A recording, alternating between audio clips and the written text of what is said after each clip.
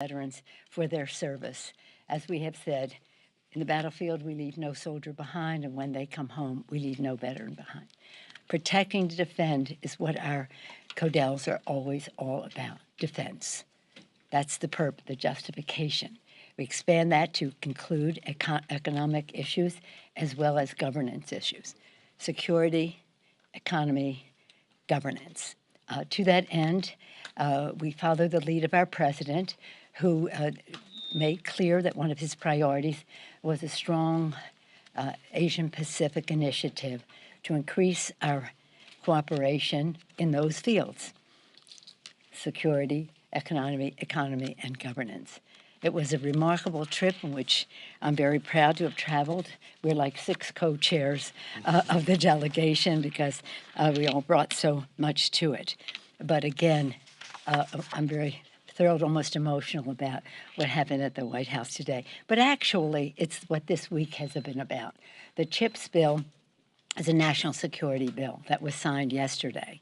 The PACT bill today, again, yesterday afternoon, the president signing the authorization for our support of Sweden and Finland coming into NATO, and then on Friday when we pass the IRA, the Inflation Reduction Act, again recognizing that strong economy is essential to a strong defense of our country. So again, we went to, as you know, Singapore, Malaysia, Taiwan, South Korea, the Republic of Korea, and to Japan. In all of the countries, we met with the leadership of the country, but important to us and central to it was our interparliamentary meetings to show that we see the role of Congress in strengthening the discussion. We went with humility, we went with respect to listen, to learn what their views were about what the president was proposing, and sharing with candor and respect how we saw things. It was very constructive in that way. We also had the privilege of being, well, here we are in some meetings. They're self-explanatory. That's the Prime Minister of Singapore, who welcomed us grandly.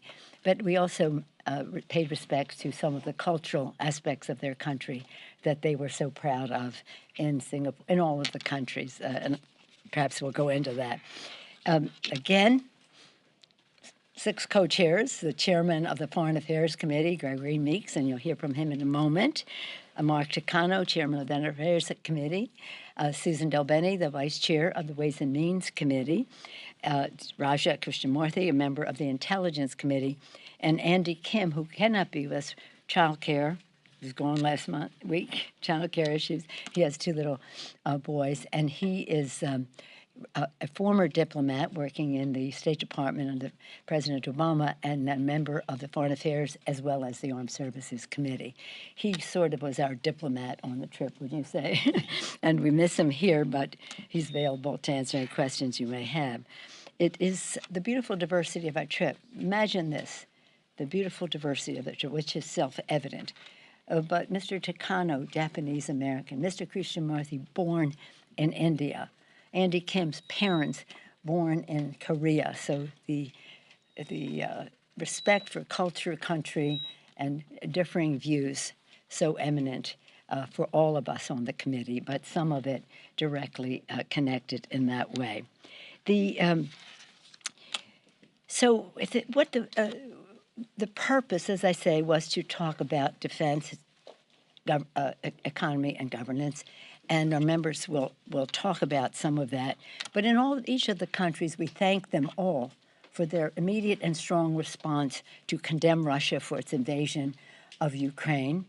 Especially those in South Asia, we thank them for their leadership in just banning Burma, as I call it, from participating in some of their meetings in reaction to their execution of 4 political leaders there and their oppression of political dialogue there. It was remarkable to see, but of course we talked about, in terms of governance, we talked about COVID, we talked about climate change, and the rest. So it was very valuable. In different countries we had specific issues that related to their countries, which we can talk about if you wish. In terms of Taiwan, our purpose in going to Taiwan was to say that we have this strong relationship built on the status quo, which we support, which is really important because they're saying, well, we're trying to upset. No, the Taiwan Relations Act of 1979, at the same time as our change of recognition, established the terms of our relationship, the 3 U.S.-China joint communiques, and the 6 assurances. So there's no departure from that. But in keeping with that, we will not allow China to isolate Taiwan. They have kept Taiwan from participating in the World Health Organization, other things where Taiwan can make a very valued contribution. And they may keep them from going there, but they're not keeping us from going to Taiwan. We will not allow them to. So we think that their reaction, that was our purpose, to salute this thriving democracy. Don't take it from me. Freedom House said one of the freest democracies in the world. Show our respect for that, for the success of their economy, for the enthusiasm of their young people to embrace democracy, and others as well, but the young knowing nothing else except a free Taiwan. So that was our purpose. Their pretext was our visit, for them to do what they normally do, intensified. They didn't do it when the Senate went under Chairman Menendez of the Foreign Relations Committee. They just decided to do it this time.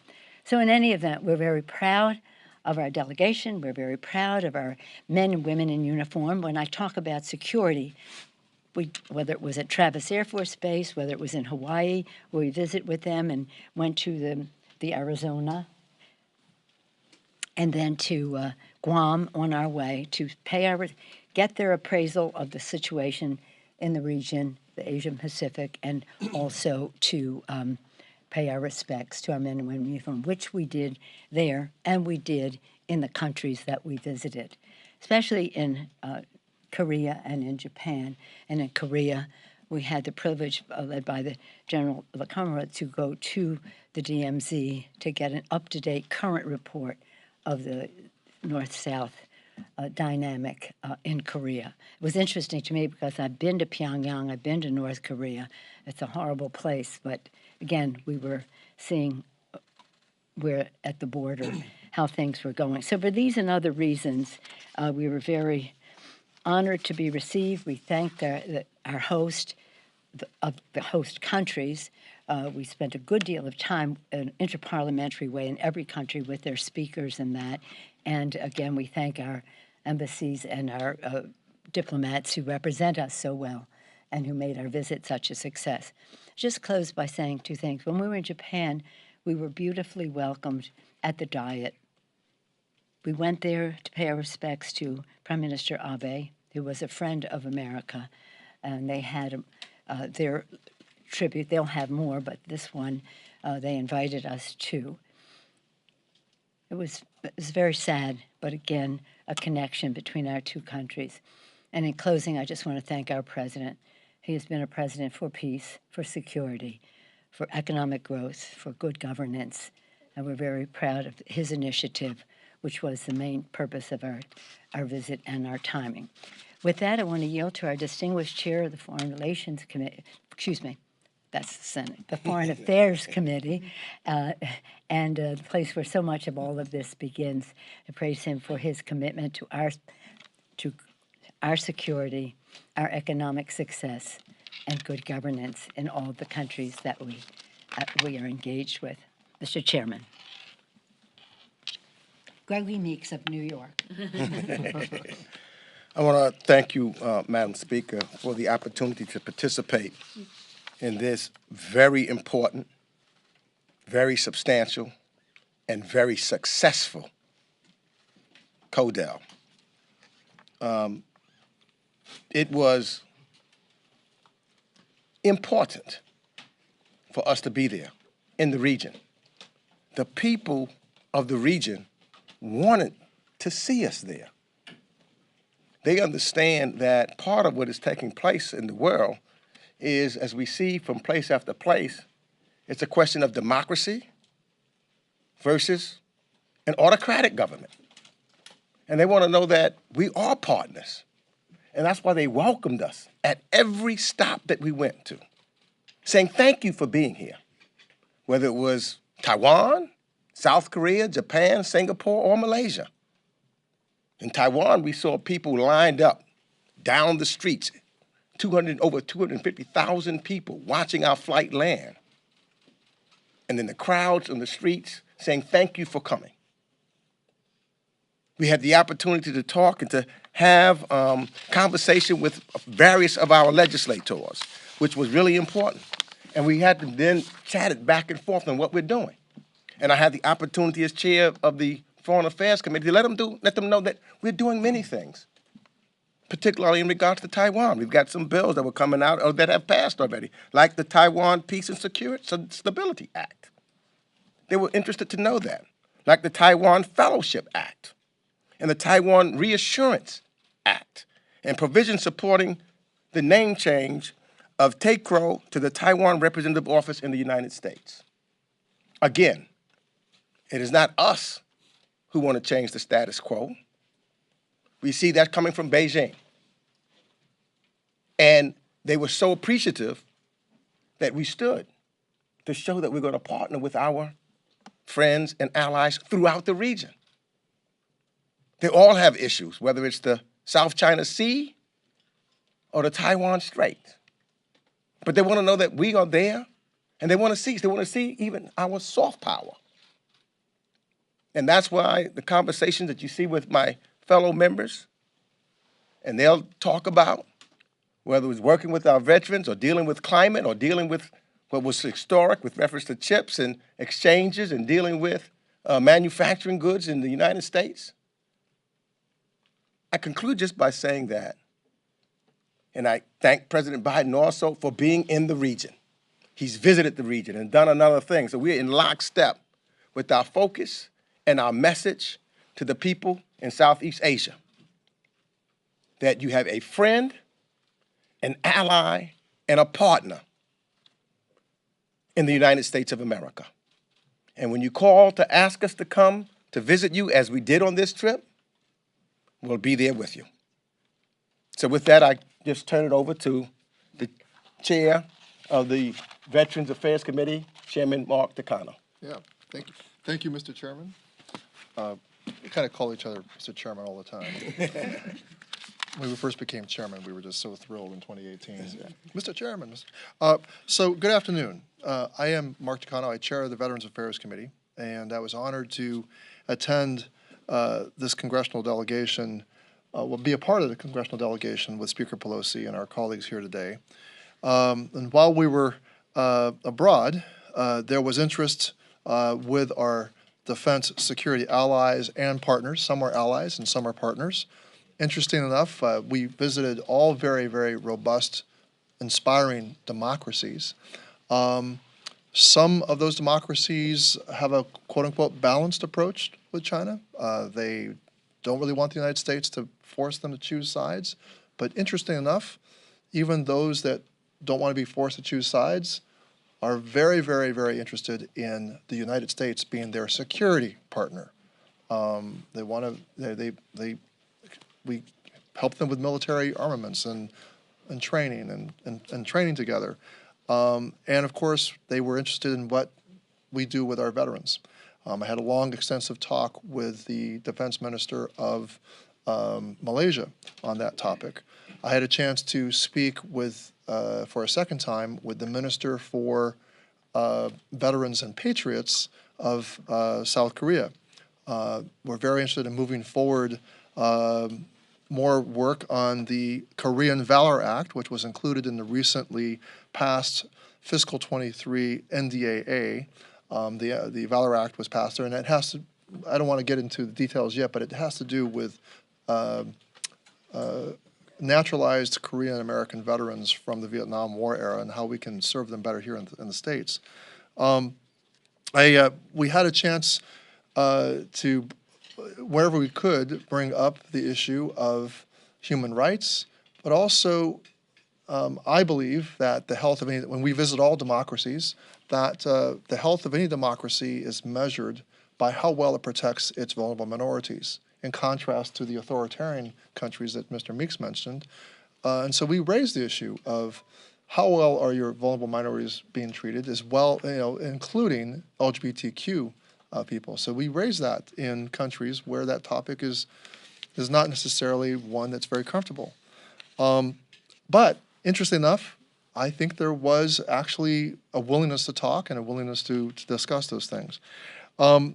Just last night, as an after effect of this CODEL, I was on a virtual discussion, a virtual interparliamentary discussion with Japanese and Korean parliamentarians from the South Korean Assembly and leaders of the Japanese Diet.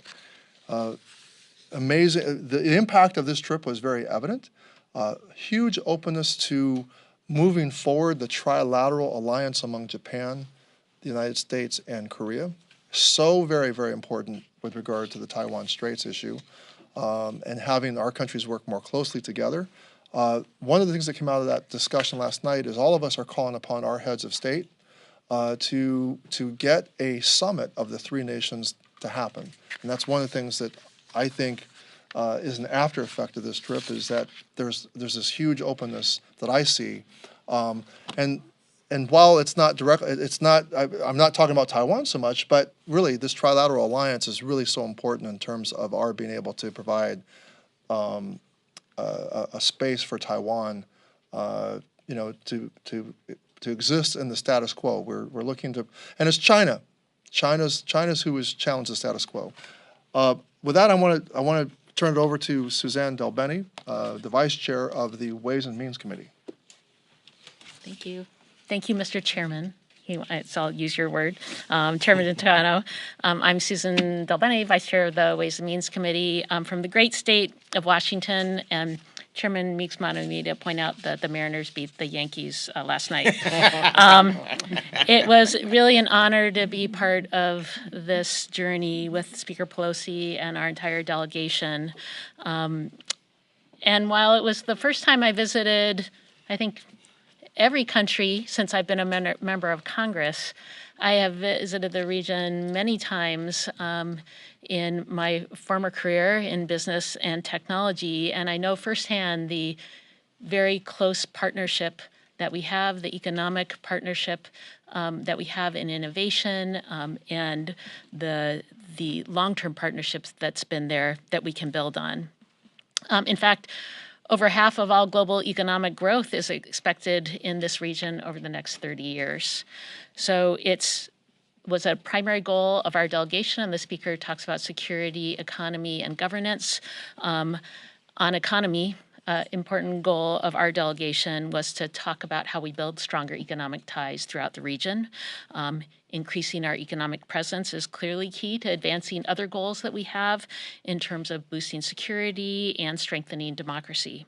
So we should be strengthening partnerships and throughout the region with like-minded countries, and we should also be building on the partnerships we have.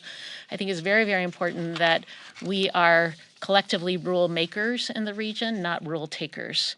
This is especially true when it comes to areas where we don't have strong international norms and standards, such as the rules that govern our digital economy or consumer rights in the digital economy.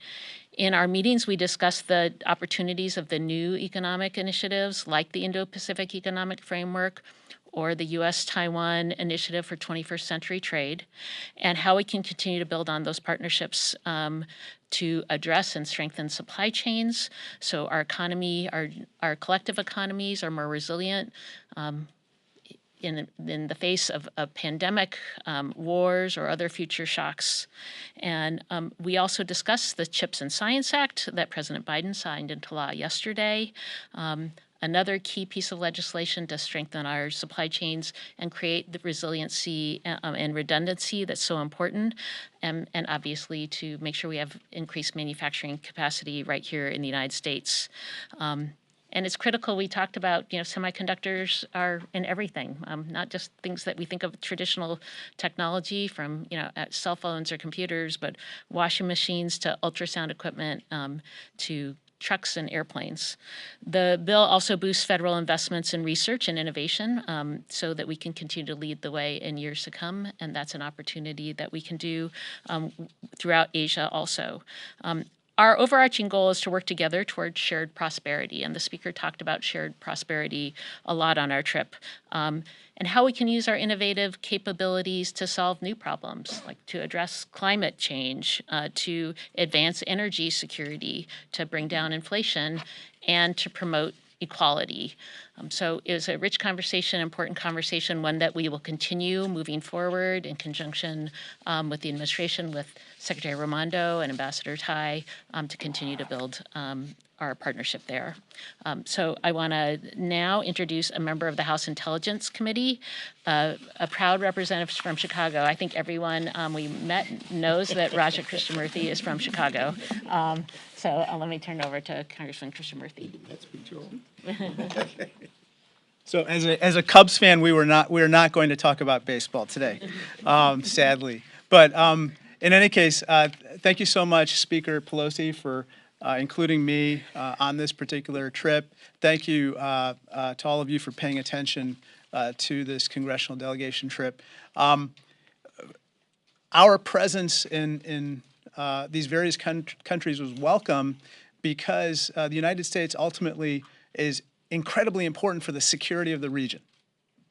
And everywhere we went, as Chairman Takano and others mentioned, the leaders that we met with all said we want to strengthen our ties from a security standpoint with the United States, and we want to make sure that you are present in the Southeast Asian region for a long time to come.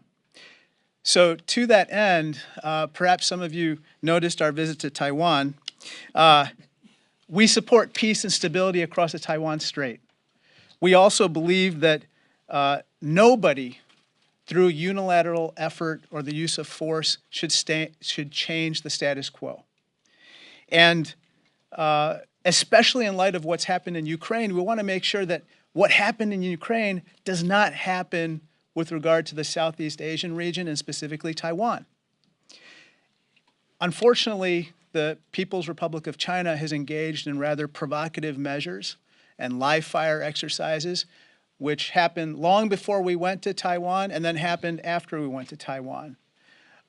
If the cost of avoiding these types of provocative measures is to cede control of Taiwan to the People's Republic of China, or to cede control of our travel schedules in Congress to the People's Republic of China, that is not a price we are going to pay. That being said, we seek increased economic cooperation in the region. As Vice Chair Del Bene mentioned, we did talk about the CHIPS Act, and in that regard, Taiwan has pledged to invest $20 billion in manufacturing semiconductor chips in the United States. This week, on Friday, we're going to pass through the House a historic Inflation Reduction Act and the largest investment in fighting climate change in our history. We respectfully submit that area of climate change could be a fruitful area of collaboration with the People's Republic of China. Ultimately, we believe that these provocative measures taken by the PRC were an unfortunate attempt to deflect attention from some real problems that are happening within the PRC with regard to their economy and their response to COVID-19. However, we respectfully submit that these provocative measures are going to continue to harm their economy, not enhance it, because it will increase uncertainty for commerce in the region. And as Taiwan's economy and the rest of the region is so intertwined, any further provocative measures will only hurt the Chinese economy. That being said, I'm glad to see that these live fire exercises appear to be easing and these provocative measures appear to be subsiding, And so we look forward to a time of collaboration as opposed to increased tensions going forward. Thank you. Thank you very much, my colleagues. Just thank you very much, Cubs fans, Mariner fans, Yankee fans. What are you? What am I? Yeah. Putting you on the spot. Be Dodgers, diplomat. Angels. Whoever's Giants and Orioles. But in any event, as you may know, baseball is a big sport in Japan, and we did spend a good deal of time with the Japanese members of Parliament bragging about their exports to the United States in that regard. And the cultural aspects of our visit were very unifying, shall we say. When we were in Korea, they said, we understand you like U2 and Bono's music, so they had these beautiful performers come in playing on YouTube songs on Korean instruments. We have pictures, you see them there, and then they ended up with Frank Sinatra, and then My Way, yeah, and then in Singapore, what we saw there was quite remarkable. They park by the bay, the big giant tree, and all the rest of that. But they take great pride in their cultures, and we wanted to pay our respects. One thing I do want to point out: when you see all those empty seats, that's the Diet. You saw those empty seats in that one film. If you looked up. There's where we're being welcomed in Malaysia, but that's in Japan. But in the Diet, we see all those empty seats. They ring the bell, and those seats are filled in a minute, in a second. And it's just, boom. It's like people popped up. 15 minutes, that's for sure. They did. And, in any event, for these and other reasons, and I wanted to, this is the DMZ. This is Panmunjom, the border. That building in the back is North Korea. There's with the Prime Minister of Japan. We were very honored to be welcomed by him. They're talking baseball there, I guess. In any event, there it is. In a minute, 30 seconds to be filmed. My colleagues have heard me say this again and again. When I was a student, I was at the inauguration of John F. Kennedy, before any of you were born, and perhaps even before your parents were born. But in any event, everybody made a big fuss, and students learn all over the world, and certainly in our country, what the president said to citizens of America: ask not what your country can do for you, but what you can do for your country. You all learned that in school, right? Shake your head, yes.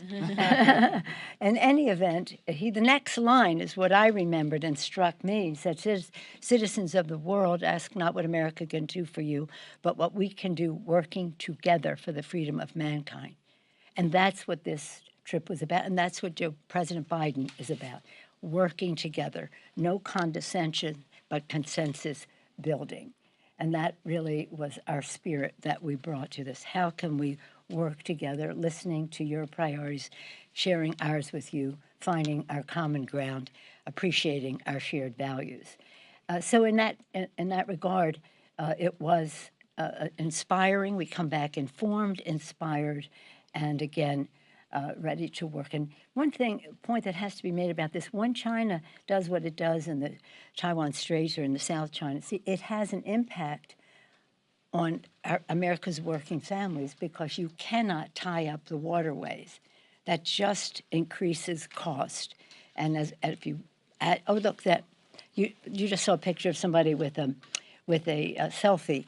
That was a dissident from Tiananmen Square, where Kashi, and I met him when he was 21 years old, when he came right out of Tiananmen Square while people were being crushed under the tanks. And he also happens to be a Uyghur, and Mr. Chairman has been a leader in fighting to highlight what's happening in the genocide in China in terms of the Uyghurs. But anyway, for many reasons, it was a very unifying trip. That's in Korea, too. Those people were killed by the North Koreans. In any event, we're pleased to take any questions you may have. Yes, ma'am. No, we aren't? They're awake. Safe and sound. Welcome back. Thank you. There are some reports that your son was on this trip with you. Yes, he was. Yes, he was. What was his role? His role was to be my escort. Usually, we invited spouses. Not all could come. That I had him come, and I was very proud that he was there, and I'm thrilled, and it was nice for me. Did he have any business dealings? No, he did not. Of course, he did not. Next question. Yes, ma'am. Madam Speaker, so China announced that its military drills around Taiwan are over today. So would you expect China to kind of stop its saber rattling over Taiwan for a while, or do you expect it to use your visit as a pretext and potentially the drills as a game plan to speed up its timeline of invading Taiwan? Well, I think what we saw with China was they were trying to establish sort of a new normal. And we just can't let that happen. Mr. Chairman, do you want to respond to that in terms of, we don't know what the Chinese plan, but we know that they were trying to push their way closer to whatever thoughts they have about the future. Yeah, so look, clearly China had their plans before we took our trip. And what they want to do is to try to deter us from going to visit our friend and ally. And I think what this trip did, which they did not expect, is show that no matter what President Xi says, we are going to stand by our friends and allies. So I think that China now has to take a different viewpoint on it because we are unequivocal on what our positions will be with reference to our friends and our allies. The president visiting when he did and talking about being involved in the region, and now the House of Representatives, led by the Speaker of the House, gave Xi a message that he's not going to dictate to us on what we do and what we don't do. And so I would hope that he now understands he should talk to us on those things that we can work with, as indicated by my colleagues, and with climate, because that's really important to us, and keeping the status quo. Nobody wants to change anything. And so I hope their calculus has changed as they now pull back from the tests and the training period that they've done over the last few days. Yes, sir. Thank you so much. So one thing the Taiwanese envoy here has been very vocal about is a multi-billion-dollar backlog of foreign military sales to Taiwan in terms of delivery. I understand this also might be an issue with Japan and South Korea. So in your travels, was this addressed with our allies and partners, and what is being done to address that backlog? Who would like to Sure. respond to that? Oh, all right, Ken. Yes, that was discussed. This is an ongoing issue, and as you know, given the various needs that we're trying to supply with regard to Ukraine, there's increased stress on the supply chain within the defense industrial base. That being said, I can't go into details, but we are taking steps with regard to this particular issue, and we intend to fulfill all of our obligations to all of our partners and others who are counting on us for these vital supplies. And I could just tell you that on the Foreign Affairs Committee, we're working on bills now to help expedite and to reduce red tape to get defense items that are needed out in a quicker fashion. So we're looking at that right now. We may come and have some hearings on it, but we're looking at ways so that we can expedite it on the committee as we speak. Yes, sir. Given the comments from the president a few weeks ago saying that the military thought it was not a good idea for you guys to go to Taiwan right now, is this administration being too cautious when it comes to the issue of Taiwan?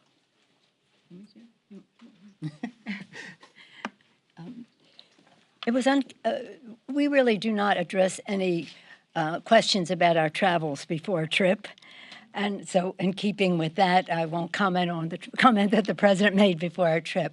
But all I can say is that we are very proud of our military. Their preparation and their actually, I think, minimized the impact of the Chinese on our trip. So they took very good care of us. I don't remember them ever telling us not to go, the military. No. And the other thing they did say that our soft power in the region is tremendously important to go along and complement what they're doing in the region and how we need to work collectively because the people want to know what we're doing and how we're invested in them. So they really welcomed from our dialogue, like us being there and talking about soft power and how we can engage in the region in that manner also. One more, yes, sir. Madam Speaker, thank you. Do you think the Department of Justice or the FBI should come forward and offer some kind of either explanation or at least context for the raid at Mar-a-Lago or something they may not typically do, but given the unprecedented I think we nature? made it really clear that this meeting was about this, Codell. I'll be having another press conference the next day or so about legislation and about whatever else is going on, with all due respect to your question. On this subject, Madam Speaker, I know security was important on this trip, but in terms of security here at home, since this action was taken against the I'm sorry, it's hard to hear you. Pull it down. I said I know security was important on your trip, Yeah. but just in terms of security here at home, just in light of the action at the former president's home, is there any concern right now among you or members about your own security, given some of the chatter, this talk about civil war?